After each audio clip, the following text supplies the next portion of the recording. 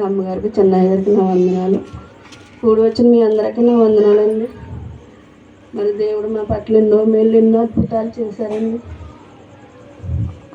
అసలు ఈ కూడిక మే నెలలో జరుపుకోవాలని మేము మా జెర్సీ 10th పాస్ అయితే పెట్టించుకుంటానని నేను అనుకున్నాను. దేవుడి దగ్గర వాగ్దానం చేసుకున్నాను. మరి అలాగే ఆలస్యమైపోయింది కానీ నేను పెట్టించుకోలేకపోయాను. మరి నా భర్త అయితే ఎట్టిద్దామని ఈ రోజుకి ఎట్టించాడండి. మేము అసలు ఊహించుకోలేదు ఇలా జరుగుతుందని.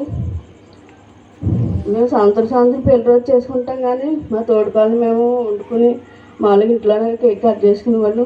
మరి 20 సంవత్సరాలు దేవుడు తన ఉచితమైన కృపలో ఉన్నతమైన కృపలో మమ్మల్ని ఎంతగానో కాపాడి 20 సంవత్సరములు కూడా మరి ఎంతగానో కాశాడు. ఎంతో గొప్ప భర్తనిచ్చాడు, నాకు మంచి బిడ్డలను ఇచ్చాడు.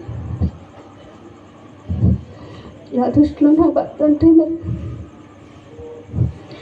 నాకు చిన్నప్పుడు తల్లిదండ్రులు లేరు. అయినప్పటికీ మరి మా అన్నయ్య మమ్మల్ని ఎంతగానో పెంచి మరి మాకు ఈ సంబంధం చేశాడు.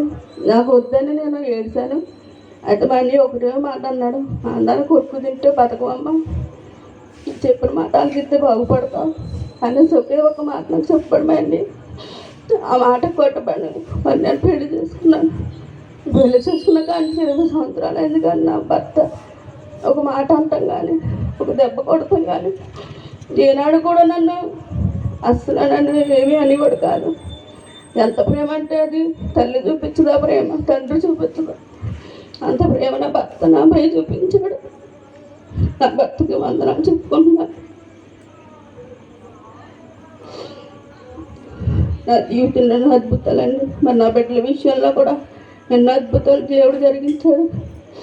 మన జెర్సీ గురించి మీకు తెలుసు. మరి రెండో కన్ను కూడా ఇన్ఫెక్షన్ సోకింది అన్నప్పుడు మేము ఎంతో ఏడ్చాను, ఎంతో బాధపడ్డాను.